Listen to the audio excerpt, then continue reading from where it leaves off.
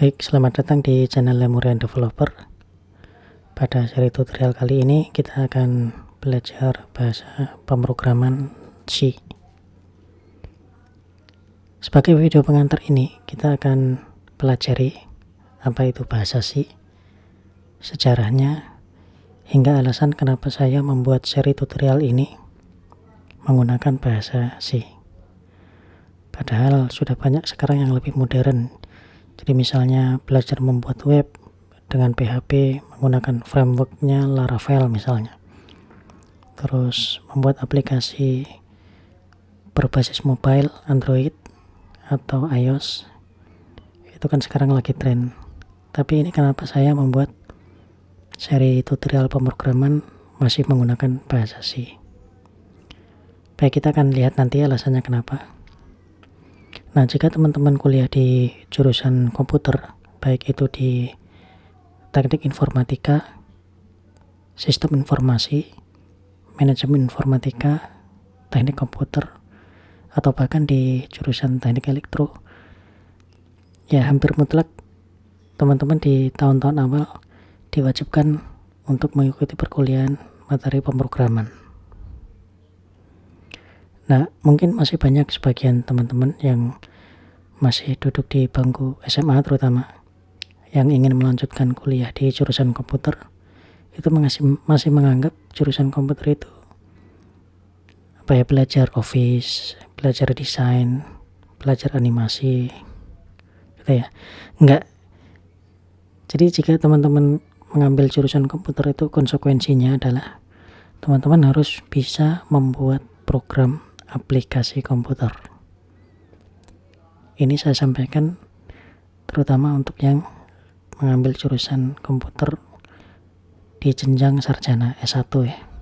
Jadi untuk yang mengambil kuliah sarjana S1 atau D3 itu diwajibkan untuk bisa membuat program aplikasi komputer. Nah, selanjutnya Anda tidak harus jadi programmer gitu ya, tapi Anda ketika mengambil jurusan komputer dituntut untuk bisa membuat program aplikasi. Nah, sehingga belajar pemrograman itu menjadi modal dasar, pondasi dasar untuk melanjutkan pembelajaran di tahun-tahun berikutnya. Nah, jika belajar pemrograman ini mengalami kendala, ya hampir bisa dipastikan gitu ya, teman-teman akan mengalami kesulitan dalam mengikuti perkuliahan di tahun-tahun berikutnya. Karena biasanya di tahun kedua, tahun ketiga, teman-teman dapat materi kuliah. Selanjutnya ketika ada tugas itu, tugasnya membuat program aplikasi, baik individu maupun kelompok. Jadi sudah bisa dianggap bahwa tahun kedua dan tahun ketiga teman-teman bisa membuat program. Nah, belajarnya membuat program itu di tahun awal, di 1 tahun awal, semester 1 dan semester 2. Untuk tahun keempat, ketika mengambil skripsi ya, biasanya pasti tugas akhirnya membuat program aplikasi, implementasi. Meskipun dia penelitian, tapi harus ada produk bentuknya, biasanya dalam bentuk program aplikasi. Oke, next. Baik, sebelum melanjutkan, di sini ada beberapa hal yang perlu saya sampaikan. Yang pertama adalah kita nanti akan belajar bahasa pemrograman C ini murni C, jadi bukan C++. Jadi C++ ini adalah bahasa C yang sudah ditambahkan beberapa fasilitas yang lebih modern. Nah, kita tidak akan belajar itu, seperti misalnya Object Oriented Programming atau pemrograman berorientasi objek. Itu sudah didukung oleh C++ ini. Kita tidak akan belajar itu, tapi kita murni menggunakan bahasa C. Terus selanjutnya, seri tutorial pemrograman ini kurang cocok untuk Anda yang sekarang berniat untuk sesegera mungkin atau secepat mungkin bisa berkarir sebagai programmer gitu ya. Karena Ya sangat jarang, terutama di Indonesia yang membuka lowongan programmer yang menguasai bahasa C. Ini sangat jarang. Jadi saya kira Anda lebih cocok untuk mengikuti training atau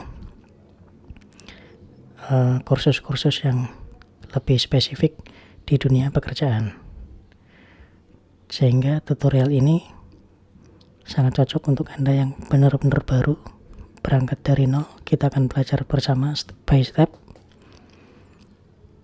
Terus diharapkan nanti Anda memiliki konsep yang sangat kuat di bidang pemrograman. Dan itu membutuhkan waktu yang tidak singkat. Tidak cukup untuk waktu seminggu, 2 minggu, atau sebulan 2 bulan. Terus selanjutnya seri belajar ini untuk para geek. Coba Anda Google geek ini, dia lebih spesifik kepada orang yang sangat gila ke komputer. Memang asal katanya gila, tapi saya di sini lebih cenderung mengartikan sebagai orang yang sangat sabar dalam belajar. Kalau Anda kenal misalnya pemain bola Cristiano Ronaldo atau Messi, itu mereka melakukan latihan entah berapa ribu kali melakukan tendangan, dan itu hanya untuk latihan. Jadi begitu serius dan begitu sungguh-sungguh mereka dalam latihan sehingga mendapatkan hasil yang maksimal seperti yang kita lihat ketika mereka bertanding. Jadi itu bisa kita contoh kesabarannya, ketelatenannya, dan dedikasinya yang sangat luar biasa untuk mempelajari sebuah hobi atau sebuah keahlian tertentu. Terus yang terakhir di sini, kita nanti akan belajar pemrograman C ini di sistem operasinya GNU Linux. Dan saya menggunakan distribusinya CentOS. Anda bebas menggunakan Ubuntu atau distribusi Linux yang lain. Jadi bagi teman-teman yang berniat berkarir sebagai programmer, diharapkan sesegera mungkin untuk mempelajari Linux. Oke, next. Baik, kita bahas sejarah bahasa pemrograman C. Nah, bahasa C itu berakar dari bahasa BCPL, Basic Combined Programming Language, yang dikembangkan oleh Martin Richards pada tahun 1967 di Universitas Cambridge. Nah, bahasa BCPL ini tujuan utamanya adalah untuk menulis compiler untuk bahasa pemrograman yang lain, dan saat ini memang jarang digunakan. Selanjutnya, Ken Thompson dari AT&T membuat bahasa B yang diturunkan dari bahasa BCPL pada tahun 1970 dan digunakan untuk menulis ulang sistem operasi Unix yang saat itu sangat populer. Nah, sistem operasi Unix sendiri sebelumnya dikembangkan menggunakan bahasa assembly. Berikutnya ada Dennis Ritchie dari AT&T Bell, juga seperti Ken Thompson. Dia membuat bahasa C pada tahun 1970-an. Karena bahasa B memang dirasa lambat, maka sistem operasi Unix ditulis ulang menggunakan bahasa C. Sejak saat itu, bahasa C sangat populer dan terutama digunakan untuk membuat kernel dari sistem operasi. Jadi kalau Anda saat ini menggunakan sistem operasi Microsoft Windows, kernelnya dia ditulis menggunakan bahasa C. Begitu juga dengan Mac OS, terus juga Linux, dia ditulis dengan menggunakan bahasa C. Selanjutnya, alasan kenapa menggunakan bahasa C.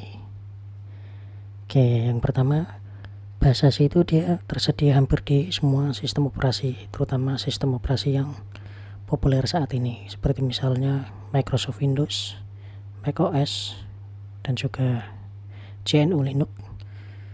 Semuanya tersedia jika kita ingin menggunakan atau menulis program menggunakan bahasa C. Selain itu, bahasa C juga lebih cepat untuk dieksekusi. program yang dihasilkan menggunakan bahasa C sangat mendekati bahasa assembly, yaitu bahasa yang dekat dengan mesin, dan juga ukurannya, filenya dia lebih kecil sehingga sangat hemat media penyimpanan. Bahasa C juga banyak digunakan untuk membuat aplikasi yang sederhana sampai yang kompleks dan rumit, seperti misalnya sistem operasi. Jadi sistem operasi yang populer saat ini ditulis dengan menggunakan bahasa C. Bahasa C juga tersedia dukungan pustaka atau library yang banyak, sehingga kita bisa menghemat waktu, tenaga jika misalnya ingin mengolah audio atau mengolah video. Artinya kita membuat aplikasi untuk mengolah audio, jadi sudah ada library-nya, kita tinggal gunakan. Atau membuat aplikasi untuk mengolah video, Anda tinggal cari di internet. Dan yang terakhir, bahasa C juga banyak diadopsi oleh bahasa pemrograman yang lebih modern, jadi misalnya Java, C++, C#, PHP, Golang gitu ya, atau Perl. Dia mengadopsi gaya bahasa pemrograman C. Artinya kalau Anda sudah belajar bahasa C, bisa lebih cepat jika ingin mempelajari bahasa Java atau C++ atau C# atau yang lain, karena stylenya atau gaya bahasa pemrogramannya sangat mirip dengan bahasa C. Oke, sekarang kita lihat hubungan antara bahasa C dan Linux. Oke, jadi pertama kita harus tegaskan dulu bahwa Linux itu dia bukan sistem operasi secara utuh. Jadi Linux itu dia hanya kernel. Kernel itu apa? Kernel itu adalah inti dari sistem operasi. Nah, bentuknya seperti apa? Dia bentuknya program, aplikasi, software. Dan dia bertanggung jawab untuk mengurusi hardware dan aplikasi yang Anda gunakan. Lebih tepatnya menghubungkan antara aplikasi yang Anda gunakan dengan perangkat keras atau hardware Anda. Jadi misalnya Anda mendengarkan musik MP3 di laptop Anda. Jadi ketika aplikasi player MP3 Anda play dan sampai terdengar di telinga Anda menggunakan headphone maupun speaker, dia diurusi oleh kernel. Jadi menghubungkan antara player aplikasi MP3 Anda dengan audio interface, sehingga headphone Anda atau speaker Anda mengeluarkan suara. Itu adalah tanggung jawab dari kernel. Nah, sistem operasi yang lain misalnya Windows dan macOS, kernelnya juga ditulis dengan menggunakan bahasa C. Namun, Anda tidak bisa membaca kode kernelnya Microsoft Windows karena itu adalah hak dari perusahaan Microsoft. Sedangkan untuk macOS, kernelnya dia sifatnya hybrid, disebut dengan XNU. Dia adalah akronim. XNU itu sendiri is not unique. Jadi XNU dia gabungan antara kernel yang dikembangkan oleh Carnegie Mellon University yang bernama MACH, dan juga bahasa C++.